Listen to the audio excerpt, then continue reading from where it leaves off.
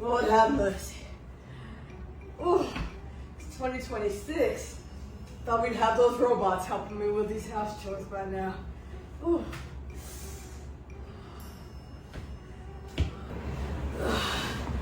How much did they even cost? $25,000. Oh my Lord. I ain't doing all that. I got grandkids. They're mechanical engineers. I'm sure they can help me build one. Or at least make me something to help me clean something. So we're not actually making a house cleaning robot. At least not yet. Well, that's kind of the point. Robots are everywhere right now. In warehouses, manufacturing lines, hospitals. But teaching them to do tasks autonomously, that's still very, very hard. I mean, for them to complete a task, you have to program line by line, talking a bunch of if-then statements. And that's really hard and doesn't generalize well anyways. So we asked, what if we can teach it to do a task autonomously? So what Favor's talking about is called imitation learning. So basically how it works is we do demonstrations with the robot. The robot observes from the data we collect during the demonstrations, and then it learns how to do the task. That's what we thought our product was gonna look like. Easy peasy. Collect data, train model, robot works, we graduate. But things change. This is how it actually looked like. Had a bunch of dancing around, over here, come back. A lot happened. We started with a framework that was made for 2 arms, 4 cameras, and we had half of that hardware available to us. And we spent weeks trying to adapt code to hardware that was never gonna work.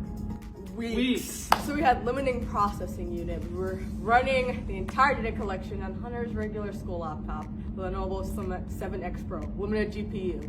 And not only that, but we were also losing frames due to bandwidth.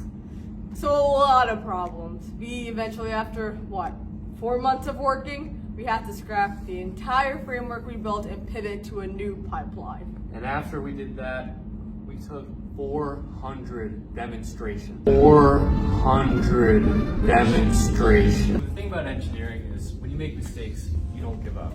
You adapt, you overcome. We built a whole new pipeline in March. So we had 2 months to complete an entirely new thing, but we pivoted from data collection, from teleoperation to data collection to training on our own hardware, the Elephant Robotics C650 and M750.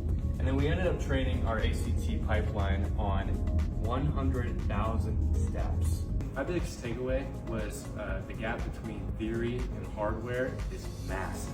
Yeah, and for me, it really was just, there were days that I wanted to give up. I mean, we were here for very late nights, and at some point putting in 80-hour work weeks. But it's about showing up. There's no stopping until you got it, you're getting stopped, and that's on design day. So putting your hardest and work hard, and we got success, yeah. We also want to take a moment to thank Professor Dr. Dom.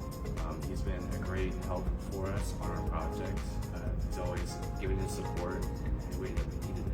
Yeah, and a big thank you to the College of Engineering and Polymer Science for all of their support financially and otherwise in this project. This has been one of the hardest but most rewarding thing we've worked on in all of our 5 years at UA. Go Zips. I'm thirsty. Gotta keep working.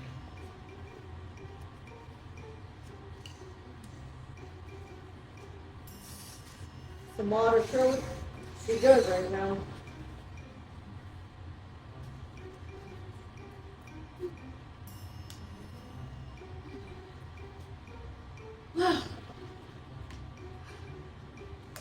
Oh, thank you. Oh.